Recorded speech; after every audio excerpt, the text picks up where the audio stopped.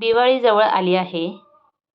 दिवाळीतील सर्वांचा आवडता पदार्थ, विशेषतः लहान मुलांचा आवडता पदार्थ म्हणजे बेसन लाडू. आजच्या या व्हिडिओमध्ये आपण बेसन लाडू कसे करायचे ते पाहणार आहोत. बेसन लाडू बनवण्याची संपूर्ण कृती व साहित्य मी डिस्क्रिप्शन बॉक्समध्ये दिले आहे. त्यासाठी व्हिडिओला लाईक करा आणि आपलं चॅनल सबस्क्राईब करा. धन्यवाद.